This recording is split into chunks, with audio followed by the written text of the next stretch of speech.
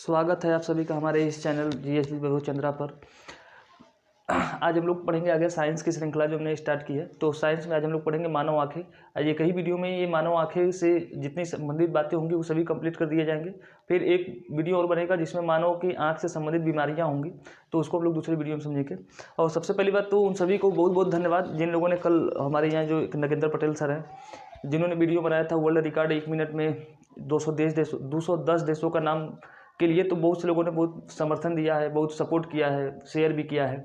तो उन सबको को बहुत बहुत धन्यवाद, क्योंकि वो अपने इस वर्ल्ड रिकॉर्ड के लिए कई डीएम के पास भी गए थे, मंत्री के पास भी गए थे कि भाई इसमें मेरी आप लोग मदद कर दीजिए जिससे कि गिनीज बुक में हमारा नाम भी दर्ज हो जाए। लेकिन हमारे यहाँ जैसे कि जानते हैं कि शासन व्यवस्था इतनी बेकार है, इतनी भ्रष्ट है कि जब तक उनको अपना स्वार्थ न मिले, लाभ न मिले, तब तक किसी का सहयोग भी नहीं करते। इसीलिए तो हमारा भारत बहुत इस मामले में पीछे भी रहा है। तो उनका मुझसे बात हुआ था, तो मैंने कहा कि चलिए भाई हमारे चैनल से आप वीडियो बनाइए, आपको गिनीज बुक में अगर शेयर होगा, इंडिया में अगर सरकार न साथ दे, अगर मतलब सरकार के पास खबर तो जाए ना जाए, ये जो प्रशासनिक व्यवस्थाएं अगर न साथ दे तो क्या हुआ। सोशल मीडिया आज तो एक ऐसा प्लेटफॉर्म बन चुका है जहाँ पर अगर व्यक्ति कोई भी चाहे तो अपनी आवाज़ को बुलंद कर सकता है। तो बहुत से लोगों ने बहुत धन्यवाद उनका सहयोग दिया है हमारे इस वीडियो पर, तो बहुत बहुत सभी का धन्यवाद। और आगे भी शेयर करते रहिएगा जिससे कि आप लोग समझ लीजिए कि गिनीज बुक में रिकॉर्ड के लिए आप लोग उनकी सहयोग कर रहे हैं। तो हम लोग आज के चलिए क्लास स्टार्ट करते हैं। हम लोग पढ़ेंगे आँखों के बारे में कि आँखें, देखिए आँखें जो होती हैं वो दो प्रकार की होती हैं। एक होती है संयुक्त आँखें और एक होती है सिंपल आँखें। आँखें जो होती हैं वो दो होती है, सिंपल यानी साधारण आँखें, जो हम लोगों के पास आँखें वो साधारण आँखें हैं जिसे कहते हैं सिंपल आई, और एक आँख होती है जिसे कहते हैं कंपाउंड आई, हिंदी में कहते हैं संयुक्त आँखें। अब आप लोगों को समझ में नहीं आएगा कि सर ये आँखें कैसी होती है, मतलब संयुक्त आँखें क्या होती है। तो इससे पहले मैं आपको बता दूं कि ये जो हम लोग पढ़ रहे हैं ये सेंसरी ऑर्गन्स में पढ़े जाते हैं। सेंसरी ऑर्गन्स का मतलब होता है कि संवेदी अंग। हमारे जानते हैं कि शरीर में कुल 5 संवेदी अंग होता है, आँख, कान, नाक, जीभ, त्वचा, ये 5 होते हैं। फिर एक छठवां संवेदी अंग संवेदी तंत्र माना जाता है उसे, कि जिनको इन पाँचों को छोड़कर अगर कोई संवेदना आपके शरीर में आ रही है तो जिन तंत्र के माध्यम से आपके पास जो छठवीं संवेदना आ रही है उसे कहा जाता है सिक्स सेंसरी, मतलब छठवां ज्ञानेंद्रिय बोला जाता है। जैसे किसी को हिचकी आता है तो कहते हैं कि कोई याद कर रहा है, हो सकता है छठवां हो सेंसरी ऑर्गन्स, वो छठवां सेंसरी ऑर्गन्स हो सकता है हिचकी आना। और एक 7वां सेंसरी ऑर्गन्स भी माना गया है साइंस की दुनिया में। 7वां सेंसरी ऑर्गन्स हम लोग उसे कहते हैं कि जैसे बहुत से व्यक्ति लोग कहते हैं कि जो 7वीं सेंसरी ऑर्गन्स को जान लेगा इसका मतलब दूसरे ग्रहों के लोगों से भी क्या कर सकता है, बातचीत कर सकता है, क्योंकि धरती पर हम लोग उन्हीं चीज़ों को देख सकते हैं, महसूस कर सकते हैं जिसको हमारा सेंसरी ऑर्गन्स क्या कर सकते हैं, रिसीव कर सकते हैं। तो 7वां जो सेंसरी ऑर्गन्स है उसको अगर किसी ने पहचान लिया तो इसका मतलब है कि दूसरे ग्रहों के लोगों से भी बात कर सकता है। तो बातें कुछ हाइपोथेसिस में भी आती हैं। तो 5 है, 5 में से एक पढ़ना हम लोगों को मानव आई के बारे में, यानी मानव आँख। तो देखिए साधारण आँख किसे कहते हैं। अगर किसी के पास आँख इस प्रकार की है, मतलब एक कार्निया है, एक प्यूपिल्स है, एक लेंस है, एक सिलेरी मांसपेशियां हैं और 2 सिलेरी मांसपेशियां हैं, रेटिना एक है, मतलब एक ही आँख है, तो इसे हम लोग बोलते हैं सिंपल आई, साधारण आँख बोलते हैं, जिसे हम लोगों के पास साधारण आँखें हैं। तो साधारण आँखें किसके किसके पास मिलता है भाई साधारण आँखें। साधारण आँखें जानते हैं कि जितने भी स्तनधारी होते हैं, स्तनधारी के पास है ये सामान्य सी आँखें। उभयचर के पास है, उभयचर, ये सब जो होते हैं इनके पास साधारण आँखें हैं। संयुक्त आँखें किसे कहते हैं। संयुक्त आँखें हम उन आँखों को कहते हैं जिनमें एक ही आँख के अंतर्गत, एक ही आँख है, इस एक आँख के अंतर्गत ही क्या होंगे, कई आँखें होंगी, कई आँखों से मिलकर बना होगा, यानी कई रेटिना होंगे, कई प्यूपिल्स होंगे, कई रेटिना, कई प्यूपिल्स, ये जो है ना, ये सभी कई आंखों से जो मिलकर एक आंख बनता है उसे हम लोग बोलते हैं संयुक्त आंखें। संयुक्त आंखें यानी हर एक आंख के पास अपना खुद का एक रेटिना होगा, आगे कार्निया होगा, हर एक के पास अपना लेंस होगा। तो इतनी कई आंखें जब होंगी, इन आंखों का मैसेज जब हमारे मस्तिष्क पे जाएगा तो उसको हम लोग जो पढ़ते हैं, उस प्रकार के जिनके पास आंखें मिलती है उसको हम बोलते हैं संयुक्त आंखें। ये किसके पास मिलता है संयुक्त आंखें, जैसे कीट जो हो गए, ये जितने कीट होते हैं लगभग अधिकतर कीटे जो आर्थ्रोपोडा संघ में जितने जीव आते हैं, आर्थ्रोपोडा संघ में जितने जीव आते हैं वो लगभग इसी वर्ग में रखे रहते हैं। तो इनमें से आपको लगता होगा कि कौन सी आँख बढ़िया है, संयुक्त आँखें या फिर कंपाउंड आई। कंपाउंड आई या फिर सिंपल आई। अगर मान लीजिए सिंपल आई है, ये सिंपल आई मान ले तो उस तरीके से समझ लीजिए। देखिए सिंपल आई बढ़िया है, कंपाउंड आई क्या है, बेकार है। कंपाउंड आई क्यों बेकार है? जैसे मान लीजिए कि ये हमारा पूरा एक आँख है, ये एक आँख है, इनमें से अगर मान लेते हैं कि इतना अगर हमने ढक दिया, एक व्यक्ति को हमने यहाँ पे खड़ा किया, इस व्यक्ति को हमने ये खड़ा किया, इस व्यक्ति का और मान लेते हैं कि इधर का हिस्सा जो था, इधर कितना हिस्सा, इधर कितने आंखों से बनना था, लेकिन इतनी आंखें उसके मान लीजिए कि गड़बड़ हो गई, फूट गई, तो ये व्यक्ति जो होगा इतने क्षेत्रफल में से जो दिखाई देने वाला था वो हिस्सा दिखाई नहीं देगा। समझ रहे मतलब कि अगर इन आंखों में गड़बड़ी है कि एक भी आंख गड़बड़ हुआ तो मतलब उस जगह से जो हिस्सा बनने वाला था हमारा वो दिखाई उसे नहीं देगा। इसमें क्या है कि आपके पास दो आंखें हैं, एक आंख बंद कर लेंगे तो भी आप एक व्यक्ति को पूरी तरीके से देखेंगे, दूसरा आंख बंद कर ले मतलब एक आंख है तो भी काम चल रहा है। तो ये वाले आंखें क्या होते हैं, बहुत ही गड़बड़ होते हैं। तो जितने भी अगर आपने मच्छर मक्खी या कीट भौरे सब देखा होगा तो कभी शाम को अगर लाइट कहीं पर जल रही होगी, कहीं पर शाम को लाइट जल रही होगी तो देखेंगे कि आप कहेंगे कि लाइट को देखकर कीट आ रही हैं। लाइट को देखकर कीट आ नहीं रहे हैं क्योंकि उनके पास संयुक्त आंखें हैं। संयुक्त आंखें हैं तो सभी के पास तो अपना एक लेंस है, तो जब सभी लेंस के माध्यम से जब प्रकाश आंखों में जाता है अंदर, तो रेटिना जब मस्तिष्क में जब जाता है वो सभी फोटो इतने खींचकर, इतना अधिक प्रकाश इतनी भारी मात्रा में जाता है कि मस्तिष्क उसका समझ ही नहीं पाता है कि किधर जाएं, उनको रास्ते ही नहीं दिखाई देता है। तो जब रास्ते ही नहीं दिखाई देता है तो वो क्या करते हैं, उसी लाइट के आसपास क्या करते रहते हैं, मंडराते रहते हैं। ये नहीं कि लाइट के प्रति आकर्षित होते हैं, लाइट के पास चले जाने पर प्रकाश इतनी मात्रा में आ जाती है क्योंकि इतने अधिक लेंस है कि उनको समझ में नहीं आता, रास्ता दिखाई ही नहीं देता है, इसलिए वो क्या करते हैं, उसी जगह भिनभिनाते रहते हैं। तो ये बातें आपको याद रहे कि संयुक्त आंखें ठीक बात भी नहीं है। तो हम लोग, लेकिन हम लोगों को पढ़ना है कौन सा, साधारण से आंखें, यानी सिंपल आई के बारे में पढ़ना है, मानव आँख के बारे में पढ़ना है आज। तो देखिए हमारी आंखों में हम सभी आँख के सभी भागों को समझेंगे, बातों को। देखिए सबसे बड़ी बात कि ये जो आँख है इसका जो हम लोग आँख जो हमारा तुम देख रहे हो ये मात्र आँख का 20% हिस्सा देख रहे हो। ये जो हमारी आँखें देख रहे हो ये आँख का मात्र 20% है, बाकी 80% हिस्सा कहाँ है, आँख के अंदर। अगर मैं निकाल दूँ उसको बाहर तो अंदर गुफा जैसा दिखाई देने लगेगा। अगर आपने कभी किसी कंकाल का फोटो देखा होगा मानव खोपड़ी में तो देखेंगे कि गुफा जैसा दिखाई देता है, मतलब बहुत बड़ा हिस्सा। मात्र 20% हिस्सा जो ये आगे दिखाई नहीं दे रहा है ये वाला, बस यही हम लोगों को दिखाई देता है, बाकी उसका बहुत बड़ा हिस्सा कहाँ है, अंदर है। तो याद रहे आपको, मैं यहाँ पे लिख दिया हूँ कि 20% हिस्सा हम लोग देख पाते हैं, बाकी 80% कहाँ है, अंदर है।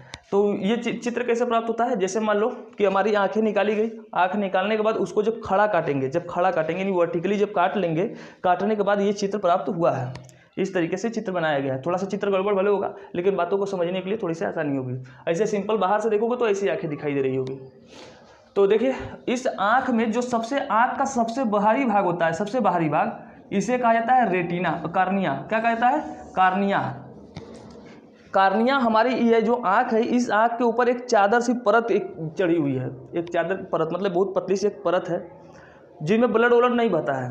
ये ब्लड नहीं, ये एक पारदर्शी है, मतलब आर पार देखा जा सकता है, तभी तो हम लोग देख पा रहे हैं। अगर ये पारदर्शी नहीं होता तो नहीं देख पाते। कार्निया जो है ये पारदर्शी संरचना है, हमारी आंखों के ऊपर एक झिल्ली नुमा संरचना की तरह मिलती है, एकदम पतली परत की तरह पारदर्शी होता है। एक चीज़ याद रखिएगा कि जो आंखें जो डोनेट की जाती है, बहुत लोग कहते हैं कि मैंने आंखें दान की है, तो जो आंखें दान की जाती है यही कार्निया ही दान किया जाता है। ये आंखों के ऊपर है कार्निया।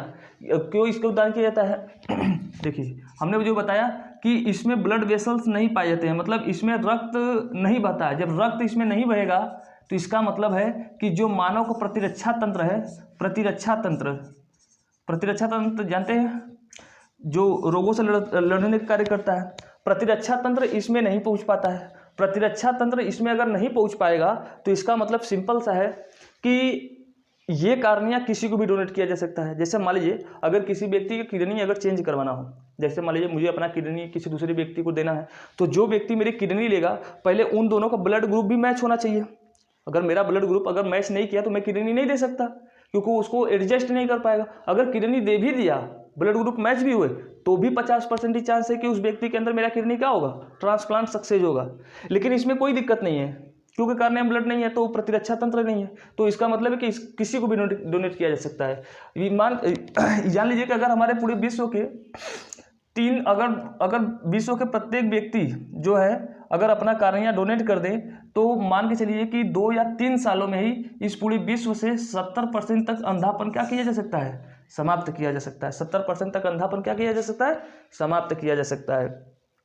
अब एक चीज़ और, ये जो हमारी आंखों मैंने बताया कि ये जो कार्निया मिलता है ये एक पारदर्शी संरचना है, इसको हमेशा क्या बनाए रखने की जरूरत है, इसे नम बनाए रखने की जरूरत। नम मतलब नमी, इसको नमी बनाए रखेंगे तभी तो ऊपर की जो हमारी आई लीड है, यानी जो पलक है, ये पलक आई लीड जिसे बोलते हैं, ये तभी आसानी से खुलेगा और बंद होगा।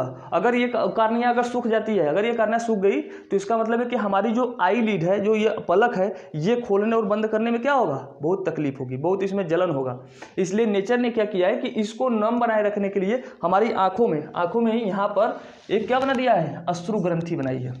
क्या बनाया है, अश्रु ग्रंथि। तो हमारे आंखों में लगातार क्या होता रहता है, आंसू आता रहता है। आंसू आने से क्या होता है कि हमारी ये जो कार्निया है ये नम बनी रहती है, जिससे कि हमारी आई लीड्स हमेशा क्या होता है, खुला बंद होता रहता है। अब एक चीज़ और याद रखिएगा, तो हमारी आंखों के पास ही एक छोटा सा छिद्र मिलता है। आंखों के पास ही क्या होता है, जो अश्रु ग्रंथि जाता है उसी के पास में एक छिद्र मिलता है। ये छिद्र क्या करता है कि जब कभी आंखों में आंसू आएगा तो ये छिद्र जो होता है अंदर से ही किससे जुड़ा होता है, नाक से जुड़ा होता है। तो आपको आंसू पोंछने वाले तो बहुत मिल जाएंगे, लेकिन नाक पोंछने वाला कोई नहीं मिलेगा, क्योंकि जानते हैं कि नाक कौन पूछेगा भाई।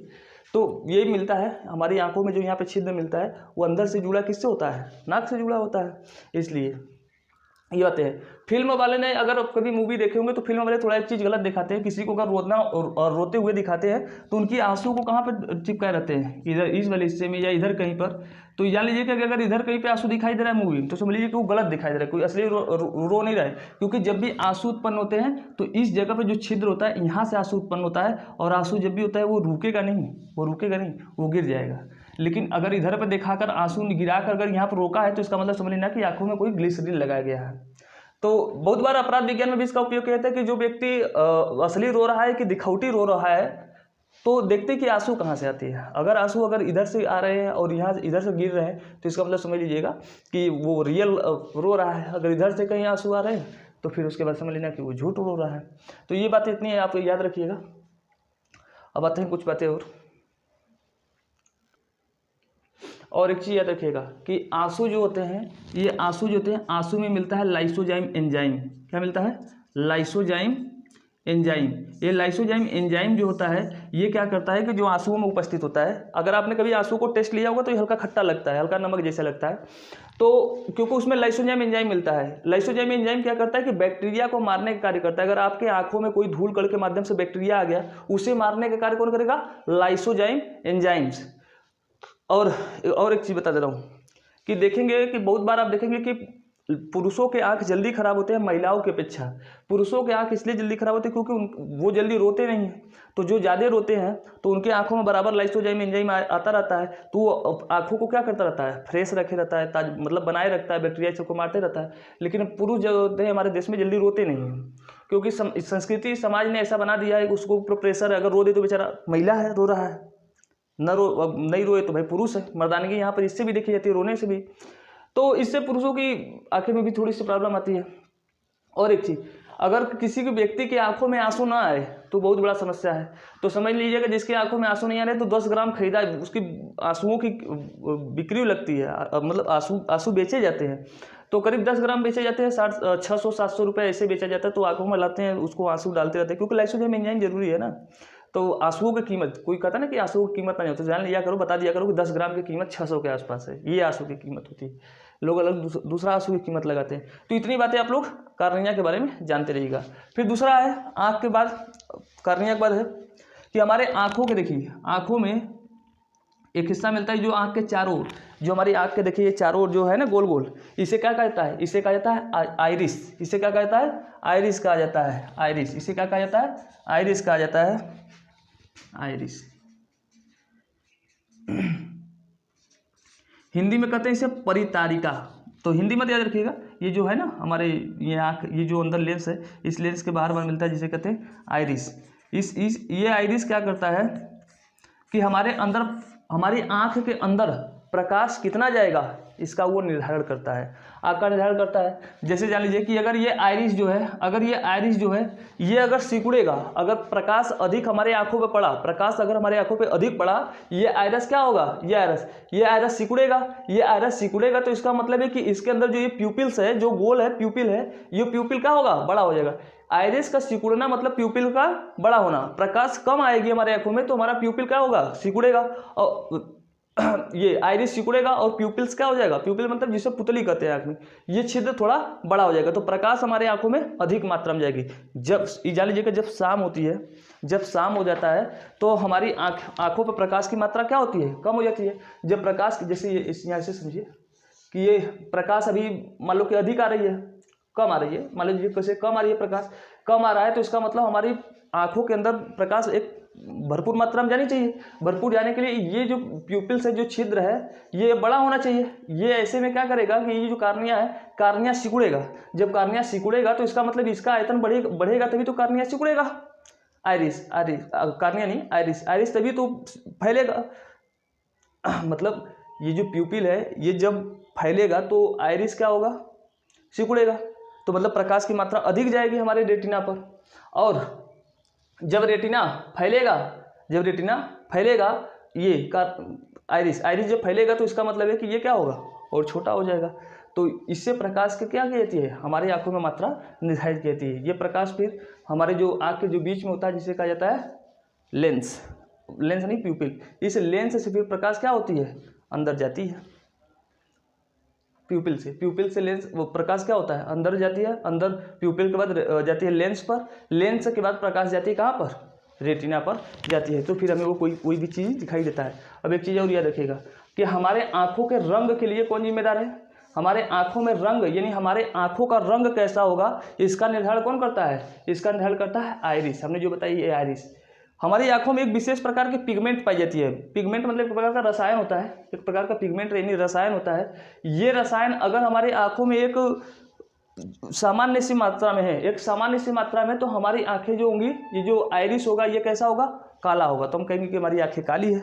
अगर इसके अंदर उस पिगमेंट की मात्रा बढ़ गई तो आंखें कैसी हो जाएगी, भूरी हो जाएगी। जैसे मेरी आंखें हल्की भूरी है, इसका कारण है कि मेरी आंखों में वो जो आइरिस है, आइरिस के अंदर जो रंगों को प्रदान करने वाला जो पिगमेंट होता है, उस पिगमेंट की मात्रा क्या है, थोड़ी अधिक है।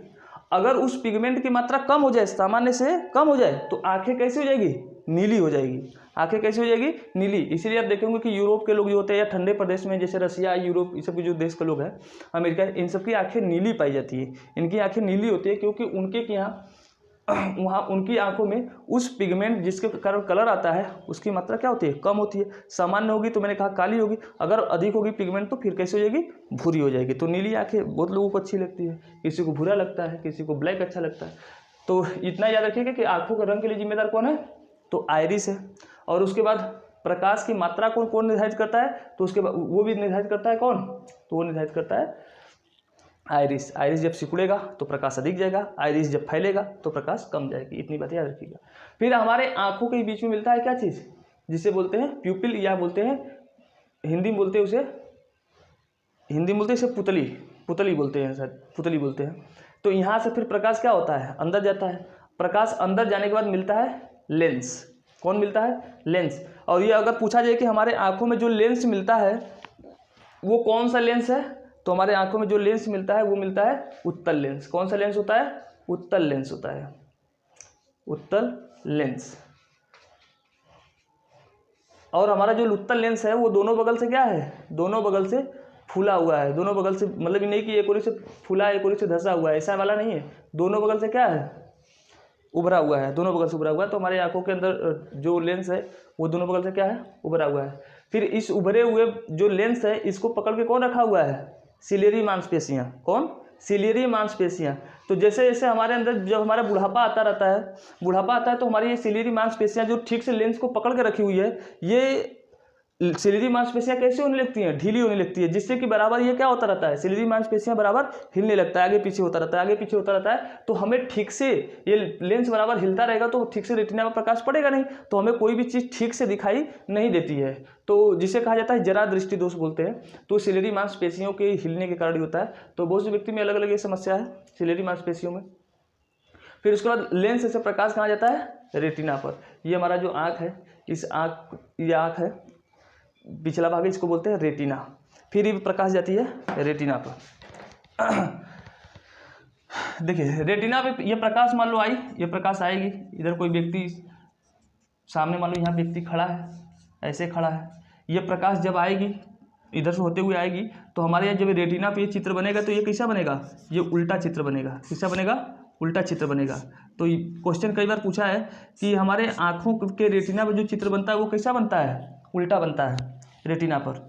तो बहुत से व्यक्ति जब कोई बच्चा पैदा होता है तो बच्चा बड़ा ध्यान से किसी चीज़ को देखता है, तो बड़ा ध्यान से देखता है, तो हम लोग कहते हैं कि बच्चा चीन रहा है, वो चीन पहचान नहीं रहा है किसी को, एक्चुअली उस बच्चे को उल्टा सब कुछ दिखाई दे रहा है। तो जब सब कुछ उसे उल्टा दिखाई जाए तो किसी चीज़ को बड़ा ध्यान से देखेगा कि इसका पैरवा का ऊपर है, सर नीचे है, उसको ऐसा लगता है। तो फिर वो कैसे सीधा होता है तो वो फोटो उल्टा बनता है। फिर उसके बाद ये जो हमारे मस्तिष्क से नर्व आई होती है जिसे कहते हैं ऑप्टिक नर्व, इसे क्या बोलते हैं, ऑप्टिक नर्व बोला जाता है। ये ऑप्टिक नर्व आ करके हमारे जो रेटिना में, पूरे रेटिना में फैली होती है, पूरी रेटिना में ये ऑप्टिक नर्व फैली होती है पूरा सब जगह पे। तो ये जो ऑप्टिक प्रकाश पड़ा इस पर रेटिना पे, रेटिना से फिर वो ऑप्टिक नर्व के माध्यम से वो मैसेज कहाँ भेजेंगे, वो फोटो जो बस इसका काम है फोटो खींचना, ये फिर फोटो भेजे जाएंगे कहाँ पर, मस्तिष्क में भेजा जाएगा, मस्तिष्क का मध्य भाग कार्पोरा के पास। वो कार्पोरा फिर क्या करेगा, उसे बचपन से देखते देखते हम लोग उल्टे चीज़ों को ही क्या करके देखते हैं, सीधा, इसलिए आज हमें सब चीज़ सीधा दिखाई दे रहा है। बचपन में जब बच्चा 6 महीने का होता है तो बहुत सीखता है, वो आने के बाद सीखता है, इससे कुछ उल्टा से सीधा करना सीखता है। फिर खबर जाती है कहाँ पर, ऑप्टिक नर्व के माध्यम से जाता है मस्तिष्क में। फिर हम लोग क्या करते हैं, इसी चीज़ को सीधा करके देखते हैं। अब ये चीज़ ध्यान रखिएगा यहाँ पर कि जो व्यक्ति शराब पीते हैं, बहुत ज़्यादा शराब पीते हैं, कभी कभी सुना होगा कि शराब पीकर अंधा हो गया, तो शराब पीने से ये जो ऑप्टिक नर्व होते हैं कभी कभी ये क्या होते हैं, बेकार हो जाते हैं। जब ऑप्टिक नर्व बेकार हो जाते हैं तो इसका मतलब है कि उस व्यक्ति का मैसेज क्या होगा, मस्तिष्क तक नहीं जाएगा, तो उसकी आंखें ठीक रहने के बाद भी उस व्यक्ति को दिखाई नहीं देगा, क्योंकि उसका ऑप्टिक नर्व क्या हो गया है, खराब हो गया है। अब कुछ बातें हो रहे हैं, जो जहाँ से ये ऑप्टिक नर्व आई रहती है तो यहाँ पर कुछ देर तक रेटिना नहीं मिलता है। जब रेटिना नहीं मिलेगा, अगर प्रकाश गलती से अगर इस जगह पे आ जाए, प्रकाश इस जगह पे आ जाए तो इसका मतलब रेटिना है ही नहीं, तो वहाँ पे दिखाई नहीं देगा। तो इसलिए इसको हम लोग क्या बोलते हैं, इसे बोलते हैं ब्लैक स्पॉट बोला जाता है। क्या बोला जाता है इसे, ब्लैक स्पॉट, यहाँ पर लिखा है, तो उसे क्या कहता है, ब्लैक स्पॉट। क्योंकि ब्लाइंड स्पॉट या फिर ब्लैक स्पॉट कहा जाएगा, ब्लाइंड स्पॉट ही कहा जाता है, क्योंकि यहाँ पर प्रकाश पड़ेगा तो कुछ दिखाई नहीं देगा, कोनो मतलब ही नहीं है। प्रकाश कहाँ पे पड़ने चाहिए, रेटिना पे पड़ने चाहिए। तो थोड़ा सा इसको मिटा लेते हैं, फिर आगे बात समझाते हैं। अब देखिए कुछ बातें और याद रखिएगा कि हमारे आँखों में जब ये प्रकाश आएगा तो हमारे आँखों में जो देखने के लिए जिम्मेदार होता है वो एक मिलती है यहाँ पर रॉड सेल और एक मिलता है कोन सेल। 2 सेल होते हैं, सुने होंगे आप लोग। एक होता है रॉड सेल, रॉड कोशिका का, या इसे स्तंभ कोशिका कहते हैं, हिंदी में कहते हैं स्तंभ कोशिका, यानी कि रॉड सेल यानी रॉड कोशिका में लिख दिया। और दूसरी कोशिका मिलती है यहाँ पर जिसे कहते हैं cone cell. Cone cell Hindi में बोलते हैं शंकु कोशिका, सेल कोशिका लिख देते हैं, कोन सेल या कोन कोशिका बोला जाता है, हिंदी में कहते हैं शंकु कोशिका। होता क्या है कि हमारे अगर प्रकाश प्रवेश किया और कहाँ पर जाएगा, रॉड सेल में। रॉड सेल जो होता है ये किससे मिलकर बना होता है, ये मिलकर बना होता है रोडोप्सिन नामक प्रोटीन से मिलकर बना होता है। किससे, रोडोप्सिन नामक प्रोटीन से, रोडोप्सिन नामक प्रोटीन से मिलकर बना होता है। जब हमारे आंखों में प्रकाश अगर अधिक मात्रा में चली जाए, मतलब अगर प्रकाश जब अधिक भरपूर मात्रा में हमारे आंखों में प्राप्त हो रहा है तो हमें उस वक्त क्या करना पड़ता है, इस रॉड सेल में जो रोडोप्सिन होता है इसकी मात्रा को क्या करना है, कम करना है। क्योंकि रोडोप्सिन का अगर मात्रा अधिक है, प्रकाश भी अधिक आ रहा है तो हमारे आंखों में चकाचौंध नजर आएगा। तो ऐसे समय में क्या किया जाता है कि रोडोप्सिन को तोड़ा जाता है। किसे, रोडोप्सिन को तोड़ दिया जाता है 2 भागों में। एक तोड़ा जाता है रेटिनिन, इसीलिए तो रेटिना का नाम रेटिनिन है, क्योंकि रेटिनिन जानते हैं कि विटामिन ए का नाम है। रोडोप्सिन किससे मिलकर बना है, एक तो रेटिनिन और एक ऑप्सिन, और किससे, ऑप्सिन। रेटिनिन और ऑप्सिन से मिलकर बना है, इसीलिए क्या नाम है, रेटिना का नाम रेटिना पड़ा है। क्योंकि रेटिनिन जानते हैं विटामिन ए का नाम है। क्या नाम है, विटामिन ए। सुना है ना कि विटामिन ए की कमी से कौन सी बीमारी होती है, नाइट ब्लाइंडनेस, जिसे कहते हैं रतौंधी। क्या बोलते हैं, रतौंधी।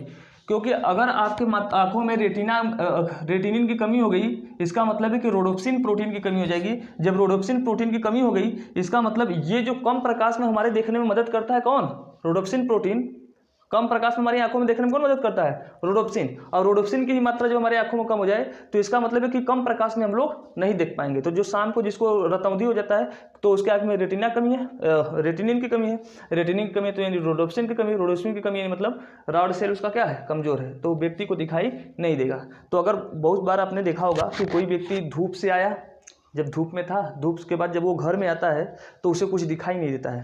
क्यों ऐसा? क्योंकि जब वो बाहर था तो धूप पड़ रहा था, इसका मतलब प्रकाश उसकी आंखों में भरपूर मात्रा में जा रही थी। तो ऐसे समय में उसको देखने के लिए रोडोप्सिन मात्रा की कम आवश्यकता थी, तो उसके आंखों में रोडोप्सिन को क्या किया जाता है, रेटिनिन और ऑप्सिन में तोड़ लिया जाता है। रेटिनिन ऑप्सिन में तोड़ लिया गया तो इसका मतलब वो कम प्रकाश में एकदम मस्त से देख रहा था। लेकिन जैसे वो अंधेरे में आया, मतलब घर में आया, जब घर में आएगा तो जो प्रकाश जितना बाहर उसके आंखों में आ रहा था, क्या उतना आ रहा है? नहीं, वो प्रकाश की मात्रा अचानक से घट गई। अब अचानक से जब मात्रा घट गई तो हमारे आंखों में रोडोप्सिन जो था वो तो अपने आप को किस में तोड़ लिया था, रेटिनिन और ऑप्सिन में। अब उस वस्तु को देखने के लिए अब मतलब कम, घर में आने के बाद उजाला कम हो गया तो अधिक रोडोप्सिन चाहिए। अधिक रोडोप्सिन के लिए किसको चाहिए, ऑप्सिन और रेटिनिन। इन दोनों को क्या किया जाता है, रेटिनिन और ऑप्सिन को जोड़ करके क्या बनाया जाता है, रोडोप्सिन। तो वही रोडोप्सिन जितने समय में फिर बनेगा कम प्रकाश में देखने के लिए, उतने देर तक हमें घर में अंदर आने के बाद वह कम दिखाई देगा। जैसे ही ये बनकर के तैयार हो जाएंगे रोडोप्सिन प्रोटीन, फिर हमें ठीक से दिखाई देने लगेगा। ठीक है, तो ये बातें आपको याद रहनी चाहिए। फिर एक दूसरा है कोन सेल। कोन कोशिका किसे कहते हैं?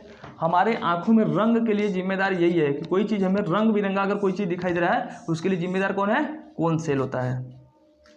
ये इस कोन सेल में कितने रंगों को देखने की क्षमता होती है, तो 7 रंगों को। हमारे पास जो कोन सेल मिले हैं नेचर के द्वारा हमें, उसमें कितने हैं, 7 रंगों को देखने के लिए। जो सूत्र से आप लोगों ने याद किया होगा, बैजानी है पिनाला, बैजानी है पी नाला, ये जो आप लोगों ने याद करके रखा है ना 7 रंगे, ये जो 7 रंग है, इस कोन सेल के अंदर इन 7 रंगों को देखने की क्या है, क्षमता है। प्रकाश में रंग बहुत से होते हैं, 7 रंग है, लेकिन ये जो 7 रंग है, प्रकाश के रंग बहुत होते हैं, लेकिन हमारी जो आंखों में जो कोन सेल होता है इसके अंदर 7 रंग को ही देखने की क्या होती है, क्षमता है। 7 रंगों को देखने की क्षमता, इसलिए हम उन 7 रंगों को क्या करते हैं, देख पाते हैं। क्योंकि जानते हैं कि 3800 से लेकर के 3800 एंगस्ट्रॉम से लेकर के 7800 एंगस्ट्रॉम तक को हम लोग क्या कर सकते हैं, प्रकाश को देख सकते हैं। एंगस्ट्रॉम क्या होता है भाई, प्रकाश जैसे इस तरीके से चल रहा है ना, तो ये जो एक सुरंग और दूसरा जो सुरंग है, इन सुरंग की जो बीच की दूरी होती है, इसी को क्या कहता है, एंगस्ट्रॉन। इसी को कहता है एंगस्ट्रॉन। अगर ये एंगस्ट्रॉन जानते हैं ना, 10 के घाते -10 मीटर जो होता है, इसी बोलते हैं एंगस्ट्रॉन। तो 10 के घाते -10 मीटर की अगर दूरी है सुरंग, 2 सुरंगों के बीच में, तो उसे कहेंगे कि एंगस्ट्रॉन। तो एंगस्ट्रॉन अगर 3800 से एंगस्ट्रॉन से लेकर 7800 एंगस्ट्रॉन के बीच में, तभी हमें कोई चीज़ दिखाई देगा। तो 3800 किसका एंगस्ट्रॉन है भाई, 3800 बैगनी का है, 7800 किसका है, रेड का है। तो बीच में जो 5500 आता है किसका आता है, पीले का आता है। इसलिए बीच का अगर पूछा जाए कि जो ये 7 रंग है, इन 7 रंगों में बीच का कौन सा रंग है, तो वो है पीला। क्योंकि अगर 3800 7800 के बीच में देखेंगे तो कौन आएगा बीच में, पीला। इसलिए अगर हमारी आंखों को अगर सबसे अच्छा कोई प्रिय रंग लगता है तो कौन है, पीला है। अगर आपके सामने मैं कई रंग के कपड़े पहना करके आपको खड़ा कर दूं, उनमें आपको सबसे अगर पूछा जाए कि सबसे बढ़िया कौन सा रंग वाला लगेगा व्यक्ति, तो आपको पीले रंग वाला। इसीलिए आप भी जब कभी शादी विवाह में जाए ना, तो पीले रंग का कपड़ा पहन के जाए। सब लोग पीले मत पहन के जाए, सब लोग सब जोगी लगने लगोगे। एक आध दो व्यक्ति पीला रंग पहन के जाना, तो आप उस भरी महफिल में एक प्रकार से अट्रैक्शन का काम करेंगे। क्योंकि 5500 है, तो आप वहाँ पर जाकर खूब स्मार्ट बनिए। देखिए ना, बहुत से लोग शादी विवाह में, बहुत से लड़कियाँ, बहुत से लड़के जो होते हैं, वो पीला रंग जब पहन के जाते हैं। जो साइंस पढ़ लेते हैं, जानते हैं कि अट्रैक्शन का केंद्र बनना है, तो कैसे कपड़ा पहनो, पीला पहनो। पीला पहन के फिर तो देखो ना, हीरो बन जाओगे तो किसी भी पार्टी में जाने के बाद, क्योंकि वो बीच का होता है, वो अट्रैक्शन का केंद्र होता है। अब एक चीज़ मैं आपको और बता रहा हूँ, एक बीमारी आपने सुना होगा, कलर ब्लाइंडनेस, जिसे कहते हैं वर्णांधता। कलर ब्लाइंडनेस जिसे कहते हैं वर्णांधता, यानी कि आपको हो सकता है कि कुछ रंग दिया जाए, उस कुछ रंग में से आप 1-2 रंग नहीं देख पाते हैं।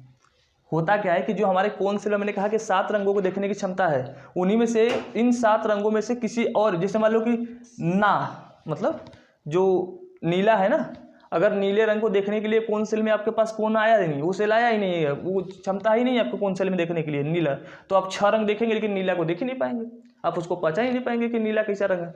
तो इसी को कहते हैं वर्णांधता या कलर ब्लाइंडनेस, मतलब जिसके कोन सेल में किसी रंग को देखने की क्षमता। कुछ लोगों को 2 रंग देखने की क्षमता नहीं है, एक नारंगी और नीला, ये नारंगी है और एक नीला, हो सकता है कि 2 रंग देखने की क्षमता नहीं है, तो 2 रंग उसे नहीं दिखाई देगा। और ये जो होता है वर्णांधता, ये पूर्ण रूप से आनुवंशिक बीमारी है, क्योंकि जानते हैं कि ये कोन सेल जो हमें प्राप्त हुआ है कहाँ से प्राप्त हुआ है, माता या पिता से। तो जब माता या पिता से जब हमें प्राप्त हुआ है तो इसका मतलब है कि एक प्रकार से ये क्या है, आनुवंशिक बीमारी है। तो इसे ठीक किया जा सकता है? तो नहीं, आनुवंशिक बीमारियों को ठीक नहीं किया जा सकता, क्योंकि इसके लिए क्या करना होगा, हमें पूरे अपने शरीर के जीनों को बदलना होगा। पूरे जीन बदल दिए तो इसका मतलब क्या, आपकी कहानी खत्म हो गई। तो इतनी कुछ बातें हैं, आपको ये याद रखना है। अब इसमें मानव आँख से संबंधित कुछ बीमारियां बची हुई है, तो एक वीडियो और बनाएंगे जिसमें मानव आँख से संबंधित सभी बीमारियां खत्म हो जाएंगी। फिर मानव आई से संबंधित कोई भी क्वेश्चन आपसे पूछ लिया जाएगा तो आप उसको बताने में क्या होंगे, सक्षम होंगे। यानी कि कोई भी एग्जाम अगर आप देंगे तो उसमें आपसे मानव आई से एक भी क्वेश्चन गलत नहीं होगा। तो इतनी बातें आप लोग याद रखिएगा। तो आप लोगों ने इतना ध्यान से सुना, सभी को धन्यवाद। गुड।